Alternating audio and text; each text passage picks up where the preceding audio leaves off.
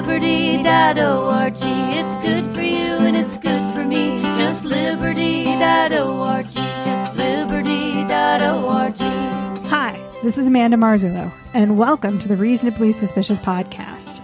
A Texas man was arrested for slapping a New York Yankees fan, which, right there, I'd argue he had it coming, and making him cry during the second game of the American League Championship Series against the Astros in Houston.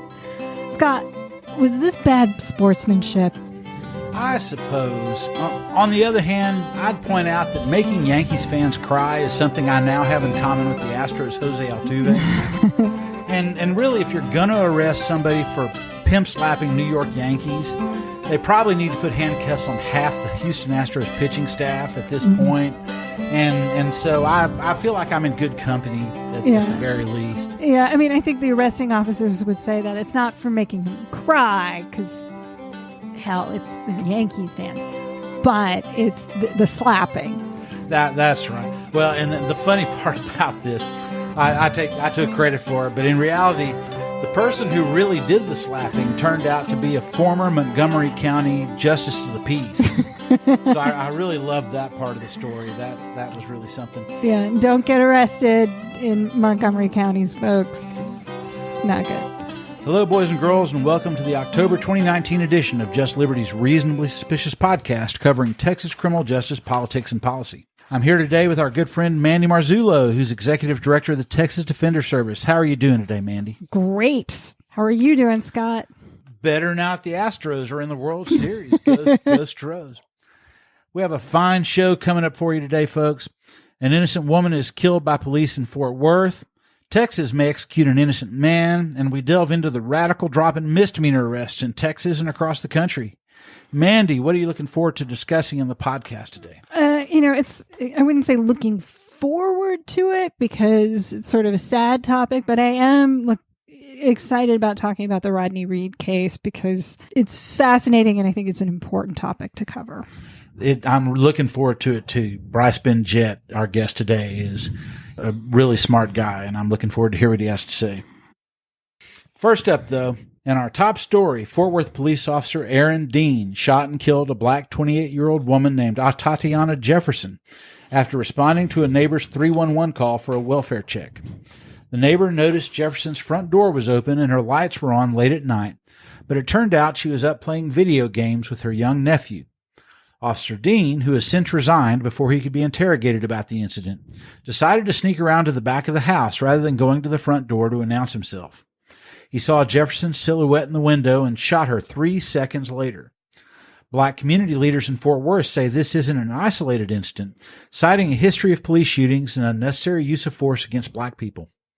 Officer Dean has been formally charged with murder by Tarrant County's Republican District Attorney. So, Mandy, although we're still early in the process, what's your take on the latest police shooting in Fort Worth? If it really is part of a pattern of activity, it's definitely showing a problem of training and a need for a culture shift within the Tarrant County Police Department, or within the police departments within Fort Worth. In this instance, there are a lot of questions about why a law enforcement officer wouldn't announce themselves, why they would fire their gun on someone who is in their own home and presumably just responding to someone being outside in this context. And as you said in sort of your layout, this wasn't a 911 call. This was just a 311 call to say, hey, someone's door is open. Right. And why you wouldn't just walk up to the door and say, hello, this is the police. Is anyone home? Is beyond me. That's a very bizarre way to react, to sneak around to the backyard and peep in the windows. Yeah. Whoever told this person to do that instead of going to the front door, it kind of raises some questions. Well, the poor man who actually called into 311 has been interviewed publicly, and I feel so sorry for that fella. He just feels terrible. He obviously had no intention for anything like this to happen, and he was doing it for her benefit. He didn't want anything bad to happen to her, and just feels completely terrible, and I totally understand. on the blog, I had linked this in a way to the Amber Geiger case, in that both of these officers basically were just scared to death and shot first. Yeah. And didn't take a moment to de-escalate, to think, are there alternatives to just gunning someone down? Mm-hmm. And you mentioned police training. The critique I made, and it's a critique that's been made by law enforcement officers themselves around the country increasingly, is that police training emphasizes to cops, you're in danger constantly. You're in danger from everyone you meet. Yeah. Anyone you stop at a traffic stop could gun you down. You know, the most important thing is for you to get home to your family at the end of the night every night. Not the other people you're interacting with. That's right. You. But you. And in reality, this dramatically overstates the risks that police officers face on the job. When you look at the federal government's census of fatal occupational industries, police officers have a less dangerous, in terms of dying on the job, a less dangerous job than the people collecting your garbage, than the average construction worker, than taxi drivers, than bus drivers and truck drivers, fishermen, farmers, ranchers. All these people have more dangerous jobs than police officers. And while I don't want to understate the extent to which police officers face other risks besides getting shot, many of them have nearly as many die in traffic accidents as die in a shooting? from a shooting. And certainly they're at risk of being subjected to other lesser level assaults and other types of injuries. But in terms of actually not going home to your family at night, it's not the most dangerous job in the world. And so all of this police officer training that frames use of force around this heightened sense of risk that really is not reality based, I think is a huge part of the problem. Yeah. Amber Geiger had gone through de-escalation training, and she testified that she never thought to use any of it there. Officer Dean had completed 40 hours of what's called CIT training, which is how to handle mentally ill people. Well, that's essentially de-escalation training, right? Don't shoot them before you can get them mental health treatment. Yeah. But in this case, it's almost like his actions created a problem. Very much. You know, that he didn't go to the front door and that he's going around the back, which, you know, scares the homeowner. Right. Or the person that he's trying to check in on. So you have two scared people interacting, and of the two, he's the one who was trained to shoot immediately if he's scared. Yeah, and she's, you know, pulling her. And so sometimes law enforcement unwittingly can create a problem, and that seems to me what happened here.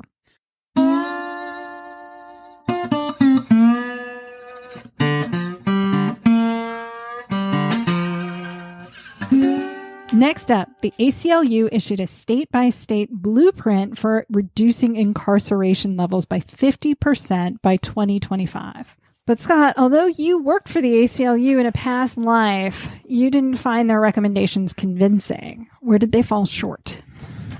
I really thought that this was a facile and kind of almost worthless analysis. I didn't look at all the other states' reports. I only looked at Texas. But the Texas report really didn't tell anyone here anything that we can use to actually help address the mass incarceration problem. So some of their recommendations were reduce time served for drug distribution by 50%, institute alternatives to end admissions for drug possession, reduce average time served by 50% for assault, reduce time served by 40% for robbery, reduce time served by 40% for burglary. Well, yes. You don't find that insightful? Yes, I guess if we reduce everyone's time served, then it would ultimately cause fewer people to be in prison. That's absolutely true. But they give us no insight whatsoever into how to do that. Yeah. And in fact, the reality is we already have so many people in prison with very long sentences that if going forward you reduce all the sentences, we would still have mass incarceration for a very long time. The Sentencing Project out of D.C. has made a proposal that no prison sentence should be longer than 20 years. And I essentially agree with that in most cases. But my criticism of that was that even if you implemented that tomorrow, if we reduced every sentence on the books to 20 years, because we have so many people with sentences of 60 years, 80 years, 99 years, life without parole, that you wouldn't start to see a really big decline until 20 years from now. Yeah. And so that the same thing goes here when you say, oh, well, let's reduce these sentences.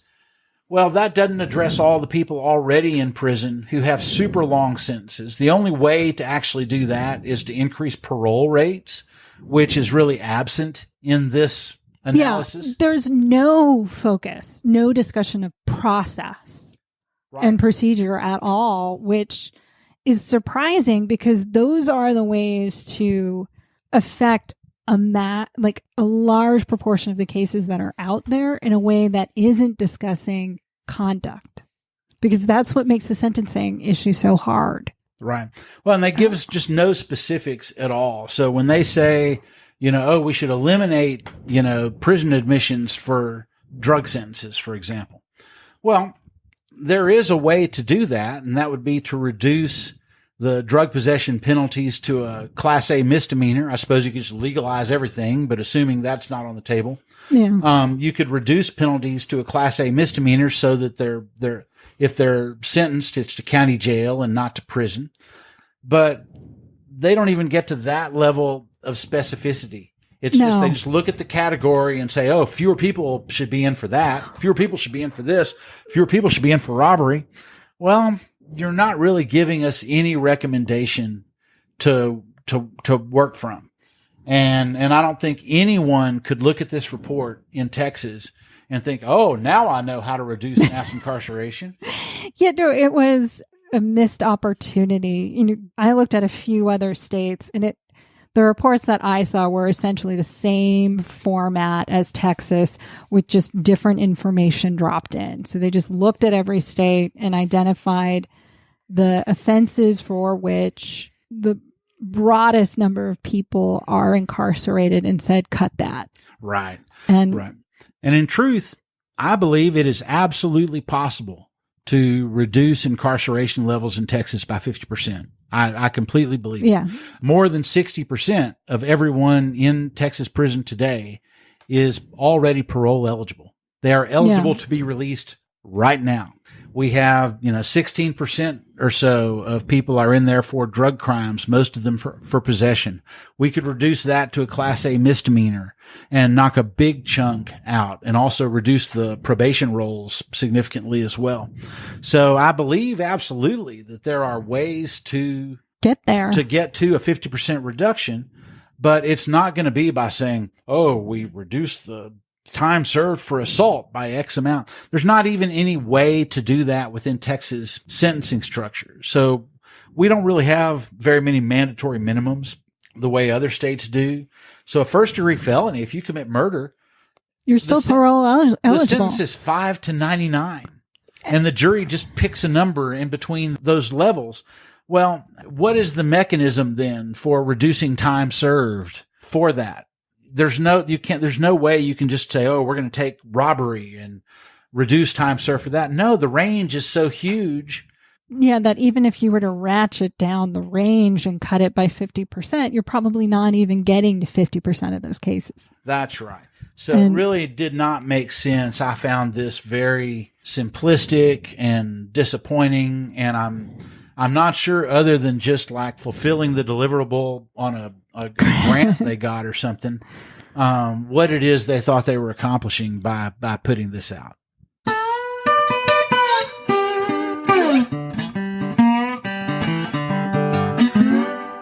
Rodney Reed is scheduled to be executed on November 20th for a crime he likely did not commit. Unless the U.S. Supreme Court intervenes, only Governor Greg Abbott and the Board of Pardons and Paroles can spare his life.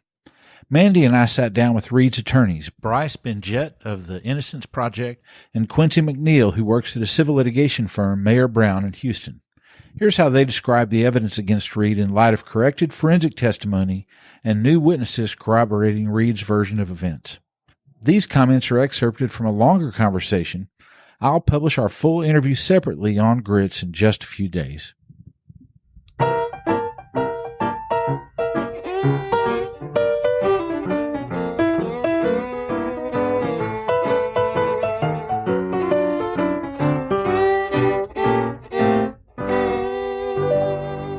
Rodney Reed is on death row for the murder of Stacy Stites, a woman with whom he has always maintained he was having an affair. Tell us why you think her fiancé, Jimmy Finnell, is the real perpetrator, Bryce. Well, after the murder, police quickly focused on Jimmy Finnell, who was the victim's fiancé, as a likely suspect. They investigated him. They brought him in for interrogations. When he testified at the trial, he talked about how these were aggressive interrogations where they yelled at him, tried to get him to confess to the murder. He was subjected to 2 polygraph examinations in which he was found deceptive on questions about whether he committed the crime. When he was confronted with that, he took the 5th, stopped cooperating with the investigation. After Rodney Reed was put on trial, however, he did testify in a manner that implicated Reed. What we've found out about Jimmy Finnell over the years has confirmed every suspicion that the police had back then. When we looked into his history, there was complaints about racial discrimination and violence as a police officer even before the murder. After the murder, his woman he dated came forward and said, yeah, he was virulently racist. He would object to her even visiting a black hairdresser. When she broke things off with him, he stalked her. And so this was a pattern that we saw. And I've been working on this case since 2002. And over the years, I've been investigating this. And then I remember, several years after I took the case, I hear on the news one day that Finnell's been arrested. And lo and behold, he ends up being convicted after being charged with kidnapping and sexual assault of a young woman who he was dispatched to help.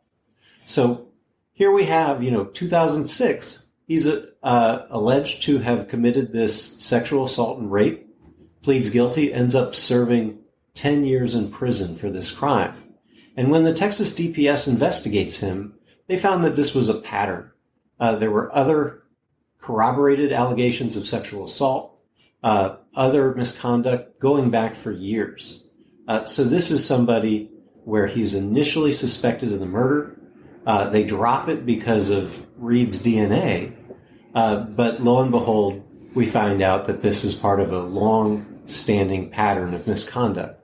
And that's something we certainly want the courts to investigate. And this is a person that had motive.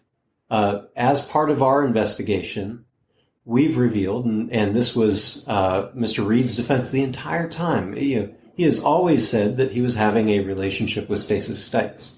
And through the incredible investigative work that Quinncy McNeal has been doing on this case, we found a number of witnesses who have no relationship to the Reed family, no reason to come forward other than that they know the truth, that they could say that they knew something about this relationship.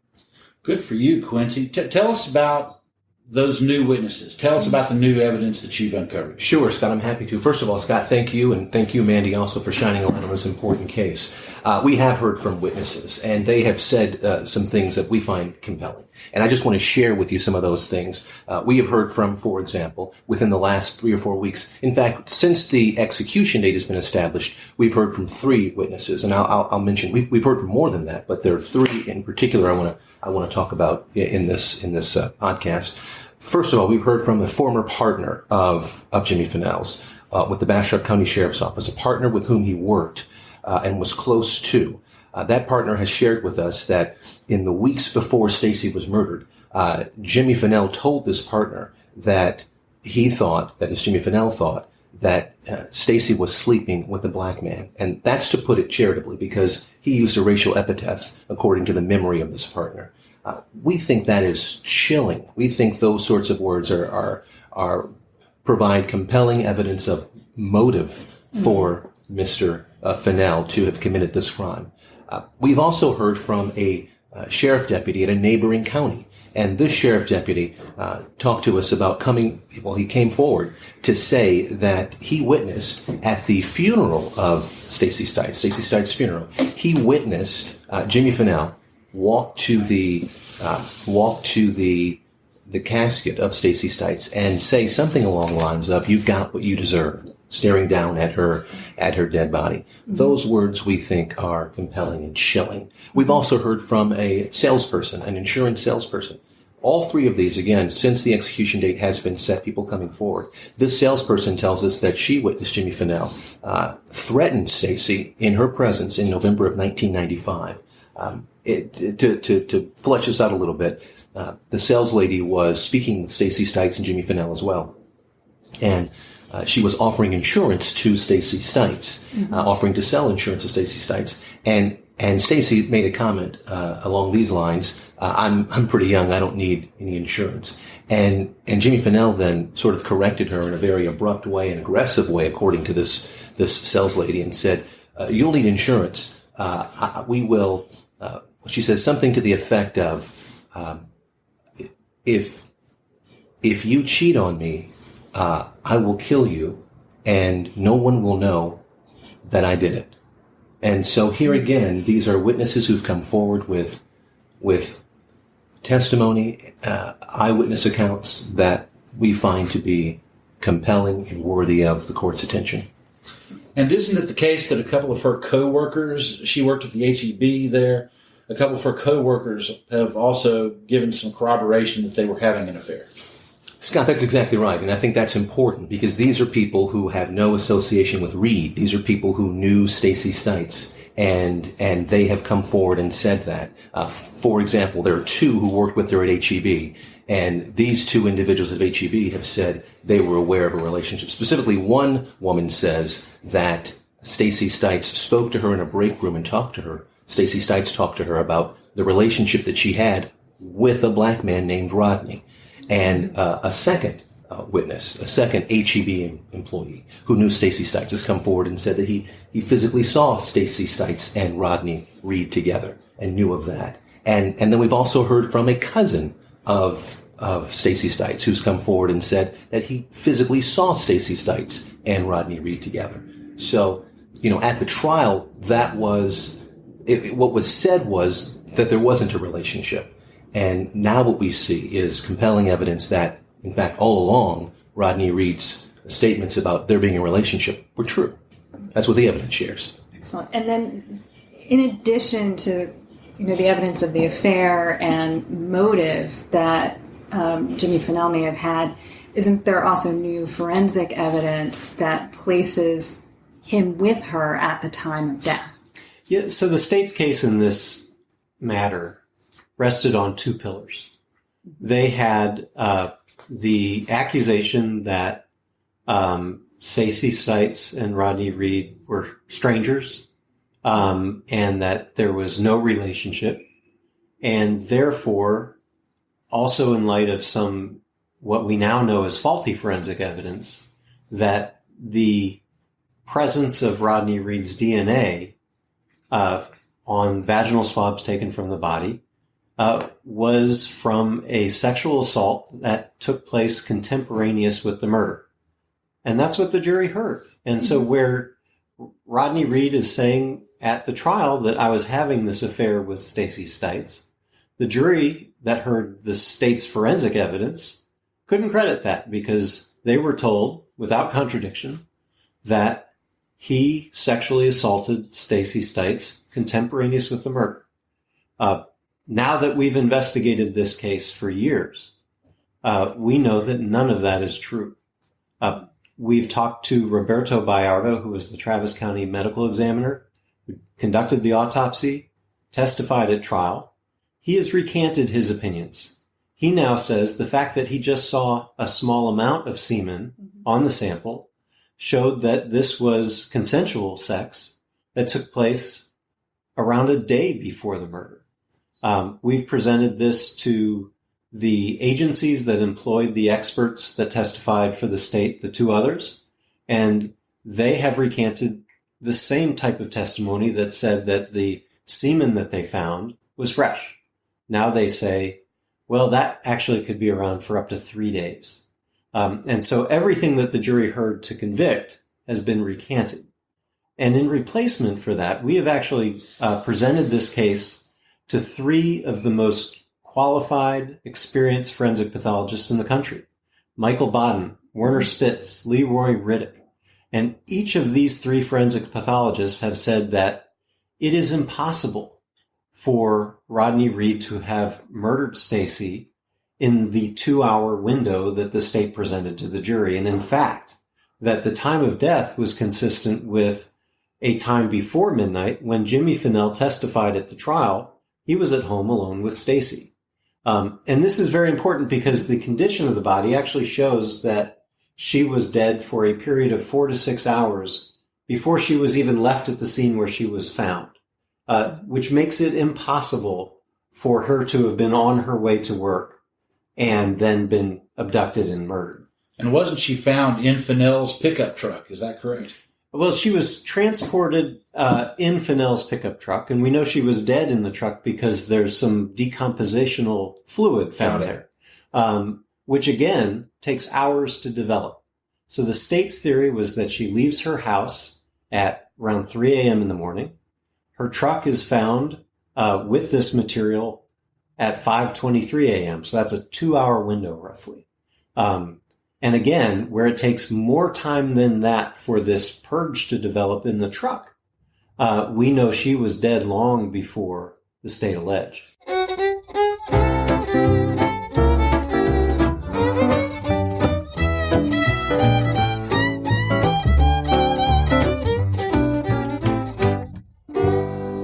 Now it's time for a segment we call Suspicious Mysteries, in which we analyze unexplained criminal justice trends.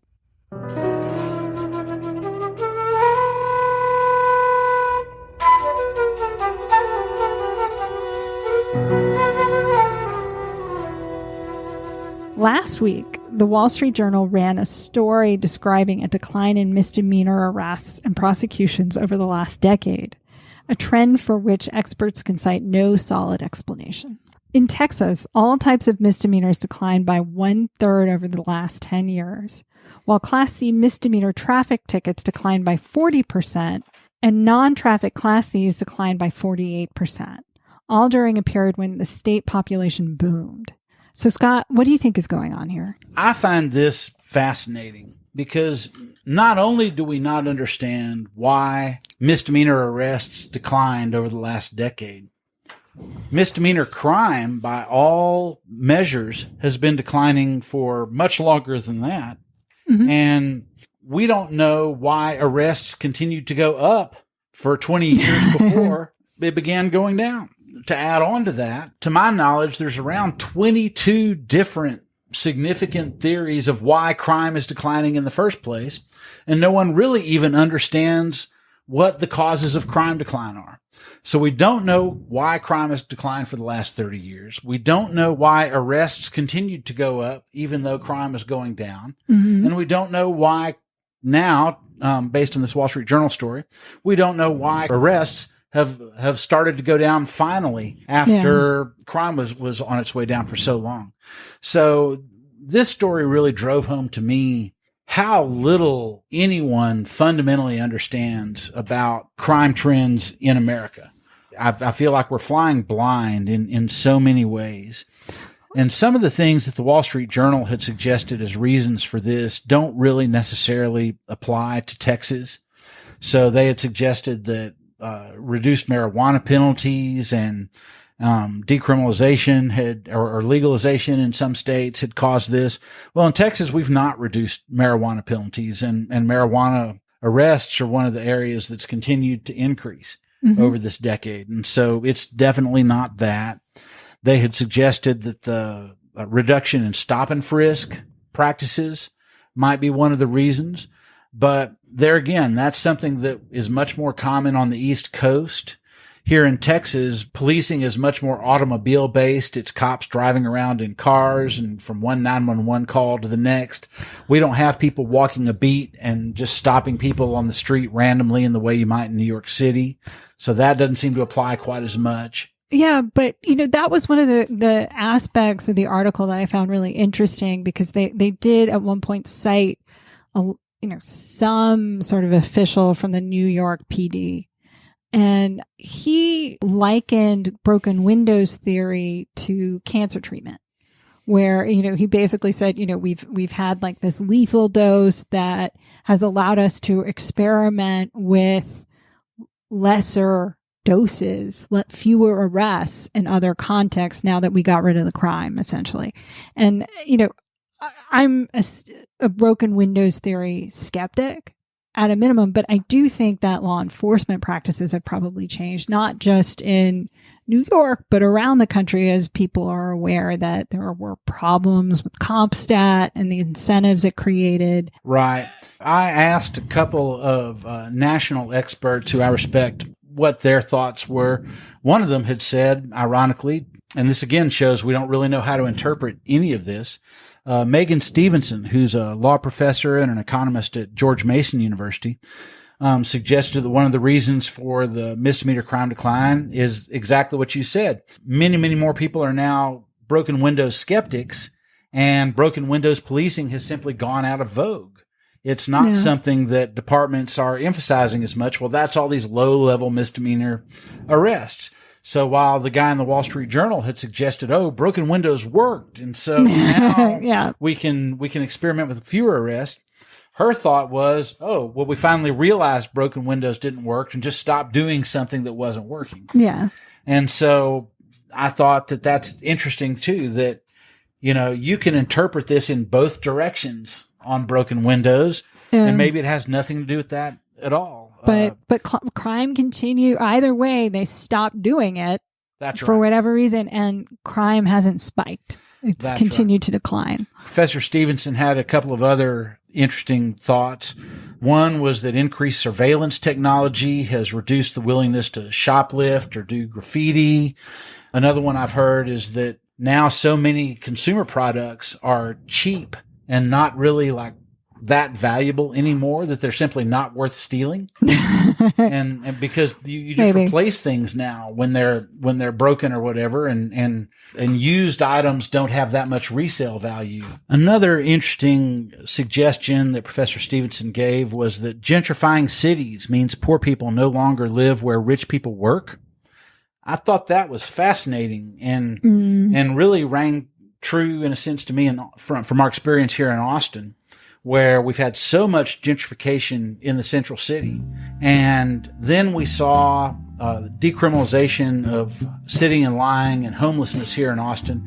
And all of a sudden, homeless people, extremely poor people, were showing up in the view of rich people.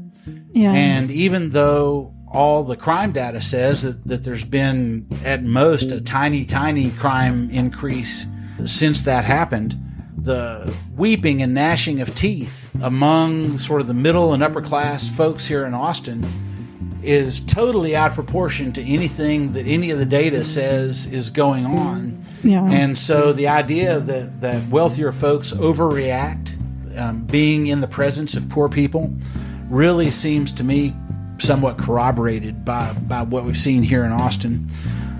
The numbers here in Texas on misdemeanor declines are really, really dramatic. Just to talk about a few of them, even in like traffic tickets, Class C misdemeanor traffic tickets, which are criminal offenses here in Texas, they have declined from 9.1 million tickets given in 2005 to 5.6 million in 2018.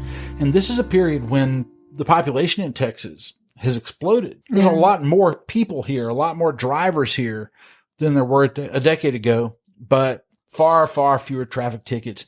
Non-traffic Class C misdemeanors were at 2.1 million back in 2003 and have declined all the way to 1.1 million in 2018. So huge, huge declines.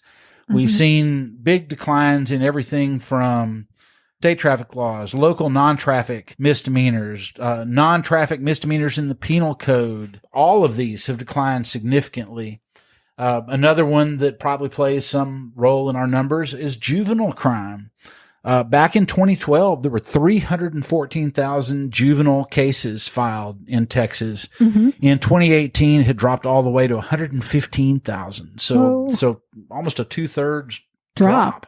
These are big, big numbers. And good one. And that might be school to prison pipeline, some changes to the truancy laws. That's right. Texas has made a lot of reforms after the Texas Youth Commission scandal, where they said, okay, these youth prisons are too dangerous to be sending people to anymore.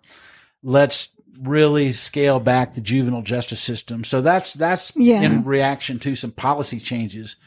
On the others, the adult misdemeanors, we can't point to the same type of big league policy changes that would explain it. I find all this completely fascinating, and it's positive. It's a very good thing that there's less crime, there's less people being arrested, fewer people going to jail and prison. Fewer crime victims. Fewer crime victims, exactly. But I find it fascinating that for all the smart people, who look at criminal justice policy, none of us really have a good idea what the hell is going on.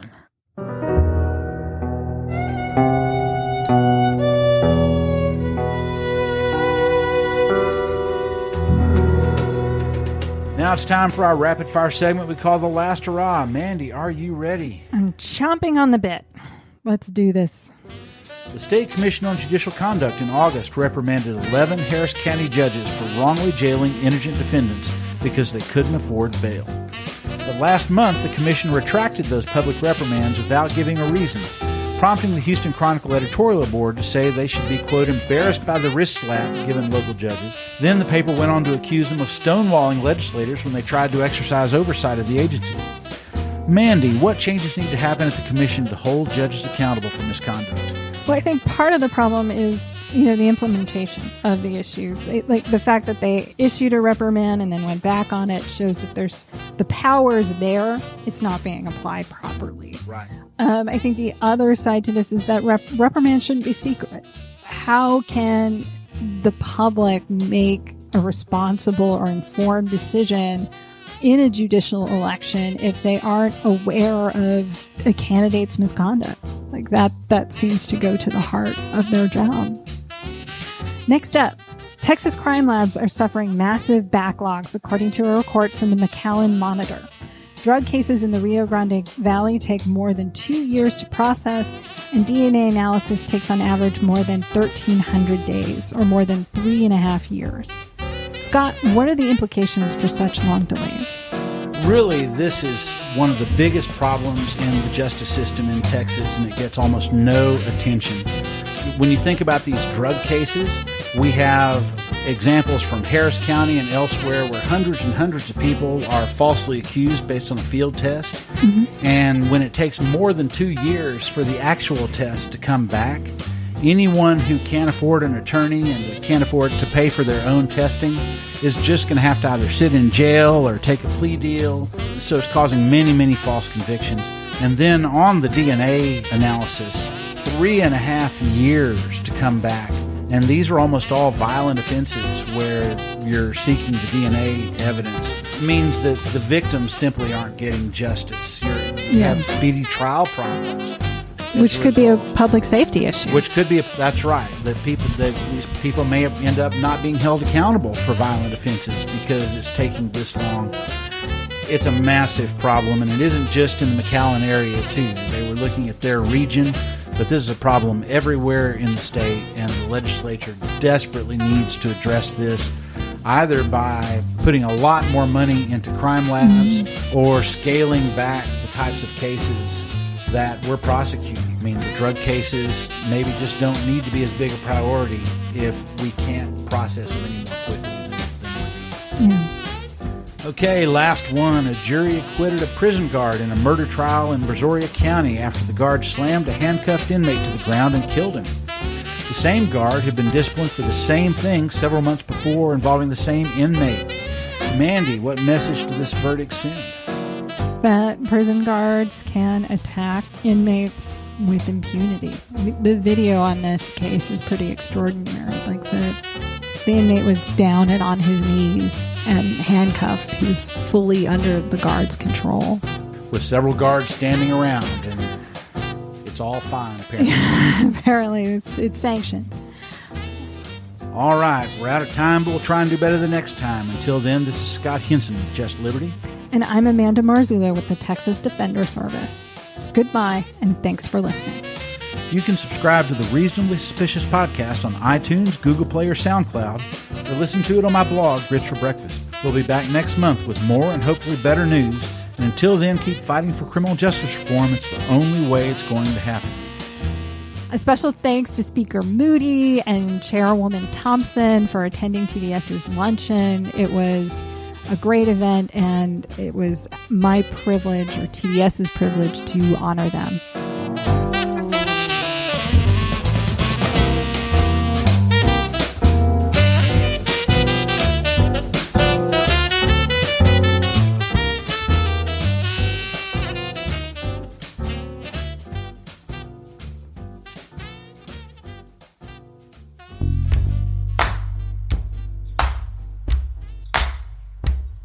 The incarceration train keeps rolling, rolling down the line. It's filled with pain and sorrow, but the driver, he's doing just fine. Just fine. And the passengers in cargo, when they get to the end of the line, gonna learn this train went nowhere, Lord, and the ticket price sure is high. Stop the train. Stop the train. Stop the train. Stop the train. Stop the train, I'm getting old.